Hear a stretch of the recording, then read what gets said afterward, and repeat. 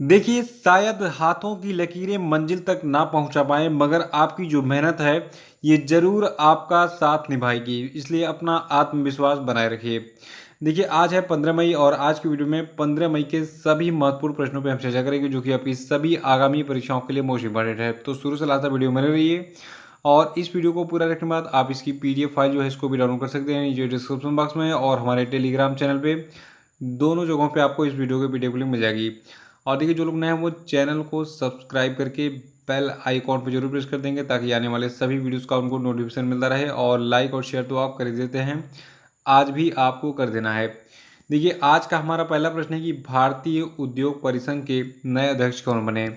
तो देखिए, जो भारतीय उद्योग परिसंघ है, इसके नए अध्यक्ष बन गए हैं संजीव बजाज। देखिए, जो संजीव बजाज हैं, ये वर्तमान में बजाज फिनसर्व लिमिटेड के अध्यक्ष हैं और इनको वर्ष 2022-23 के लिए जो है भारतीय उद्योग परिसंघ यानी कि कन्फेडरेशन ऑफ इंडियन इंडस्ट्री के यानी कि CII के अध्यक्ष का पद जो है ग्रहण किया है। और आपको बता दूं, इन्होंने इस पद पर टाटा स्टील के CEO टीवी नरेंद्र का जो है स्थान लिया है।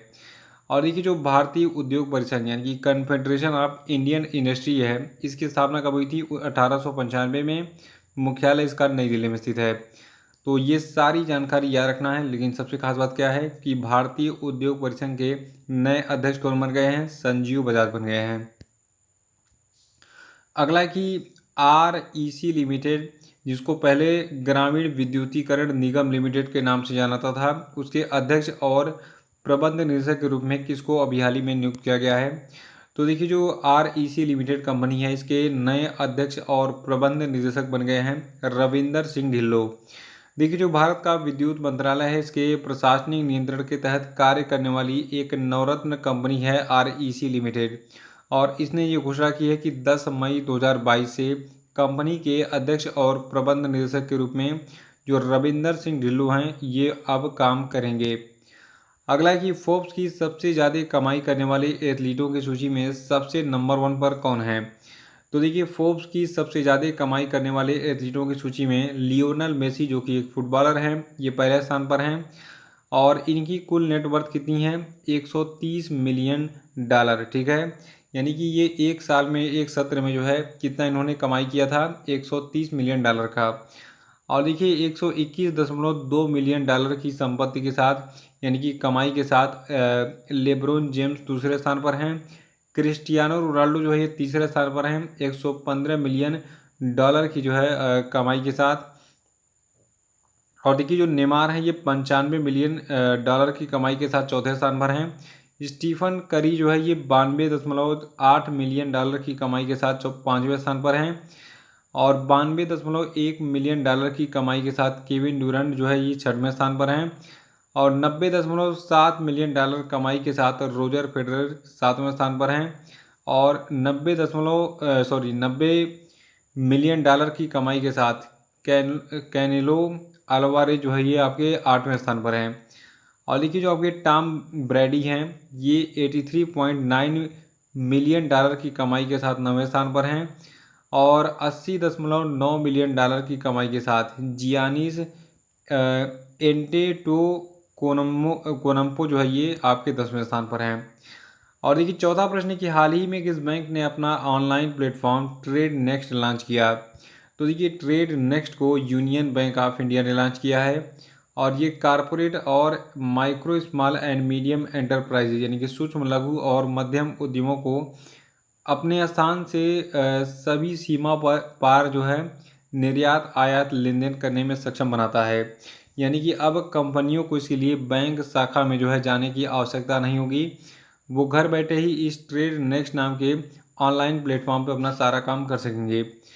और देखिए, ये जो आपका ट्रेड नेक्स्ट प्लेटफॉर्म है, ये जो है letter of credit, bank guarantee, निर्यात आयात बिल और निर्यात ऋण का सवितरण, ठीक है, यानी कि डिसबर्समेंट ऑफ एक्सपोर्ट क्रेडिट और भेजी जाने वाली और वापस आने वाली जो रकम है डीलर वित्त पोषण है। और मतलब इसके अलावा बहुत सारे काम जो है ये कर सकता है ये प्लेटफॉर्म। ठीक है, आप इस प्लेटफॉर्म पे जो है घर बैठे ये सारे काम कर सकते हैं। तो याद रखिएगा कि जो आपका यूनियन बैंक ऑफ इंडिया, इसने एक online platform trade next launch किया है। अगला है कि विश्व प्रवासी पक्षी दिवस यानी कि वर्ल्ड माइग्रेटरी बर्ड डे कब मनाया जाता है। तो देखिए विश्व प्रवासी पक्षी दिवस को साल में 2 बार मनाते हैं हम। तो पहली बार ये 14 मई को मनाया गया इस बार, और दूसरी बार 8 अक्टूबर को मनाया जाएगा। 2006 में जो है विश्व प्रवासी पक्षी दिवस मनाना शुरू किया गया था, और इस बार यानी कि 2022 का जो विश्व प्रवासी पक्षी दिवस है, इसकी थीम यानी कि विषय जो है प्रकाश प्रदूषण यानी कि लाइट पॉल्यूशन पर केंद्रित है। अगला कि हाल ही में भारत ने हिंदी भाषा को बढ़ावा देने के लिए यूनाइटेड नेशंस में कितनी धनराशि का योगदान दिया। तो देखिए भारत ने हिंदी भाषा को बढ़ावा देने के लिए यूनाइटेड नेशंस में कुल 8 लाख अमेरिकी डॉलर का योगदान दिया है। कितना? 8 लाख अमेरिकी डॉलर का जो है योगदान दिया है भारत ने यूनाइटेड नेशंस में जो है हिंदी भाषा को बढ़ावा देने के लिए। ये रकम जरूर याद रखिएगा, ये एग्जाम के लिए इंपॉर्टेंट है। और देखिए अभी हाल ही में संयुक्त राष्ट्र में देश के उपस्थायी प्रतिनिधि आर रविंद्र ने दुनिया भर में हिंदी भाषी आबादी के लिए संयुक्त राष्ट्र के बारे में जानकारी प्रसारित करने के लिए 2018 में भारत के द्वारा शुरू की गई संयुक्त राष्ट्र परियोजना के लिए एक चेक सौंपा। और अगला प्रश्न है कि हाल ही में किस प्रख्यात संस्कृत और हिंदी विद्वान पद्मश्री विजेता का निधन हो गया। तो देखिए ये पद्मश्री विजेता और हिंदी और संस्कृत के प्रख्यात विद्वान थे आपके डॉक्टर रमाकांत शुक्ल। इनका निधन अभी हाल ही में हुआ है अलीगढ़ में, और इनका जो जन्म है ये उत्तर प्रदेश के बुलंदशहर जिले में हुआ था, बुलंदशहर के खुर्जा में। देखिए जो डॉक्टर रमाकांत शुक्ला, इनके बारे में जानने वाली चीज़ ये है कि ये जो है दिल्ली में देववाणी परिषद के संस्थापक थे और महासचिव थे, और संस्कृत में एक त्रैमासिक पत्रिका जिसका नाम था अर्वाचीन संस्कृतम, इसके ये संस्थापक और संस्थापक अध्यक्ष और संपादक भी थे। और देखिए साहित्यिक और संस्कृत संगठनों के द्वारा इनको संस्कृत राष्ट्रकवि, कवि रत्न और कवि शिरोमणि की उपाधियों से सम्मानित किया गया था। आठवां प्रश्न की हाल ही में किस राज्य ने पुरानी पेंशन योजना को बहाल कर दिया है। देखिए पुरानी पेंशन योजना पूरे भारत में हर राज्य में डिमांड चल रहा है कि भैया हमारा जो पेंशन पुराना वाला था उसको शुरू कर दिया जाए। पुरानी पेंशन यानी कि ओपीएस जिसको बोलते हैं, ओल्ड पेंशन स्कीम, इसको शुरू कर दिया जाए। तो छत्तीसगढ़ ने जो पुरानी पेंशन योजना को बहाल कर दिया है। अब किसको किसको छत्तीसगढ़ में पेंशन मिलेगा और कब अपॉइंट किए गए कर्मचारियों को मिलेगा। देखिए जितने भी कर्मचारी 1 जनवरी 2004 के बाद काम करना शुरू किए हैं सरकारी विभागों में, तो उनको जो है शुरू करने वाले 3 लाख से अधिक लोगों को इसका लाभ मिलेगा ओल्ड पेंशन स्कीम का। यानी कि जितने लोगों को 1 जनवरी 2004 के बाद नौकरी मिली है, ठीक है, सबको जो है ओल्ड पेंशन स्कीम का लाभ मिलेगा। और इनमें जो है छत्तीसगढ़ में लगभग 3 लाख से अधिक लोग जो इससे लाभान्वित होंगे।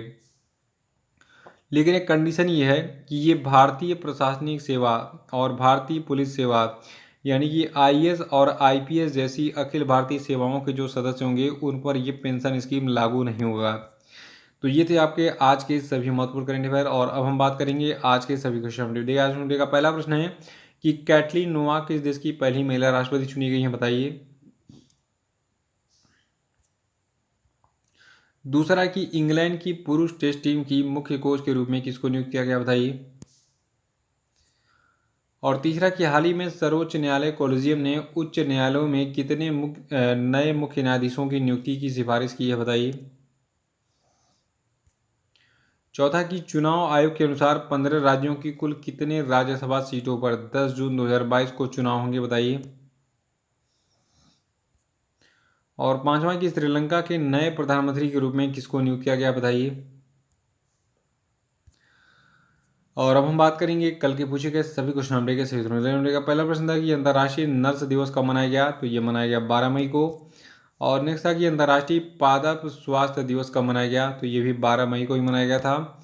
और अगला था कि हाल ही में किस देश को association of Asian election authorities का नया अध्यक्ष बनाया गया है, तो देखिए ये देश अपना भारत है। और चौथा था नाटो साइबर सुरक्षा समूह में शामिल होने वाला पहला एशियाई देश कौन बन गया है, तो देखिए देश आपका है दक्षिण कोरिया।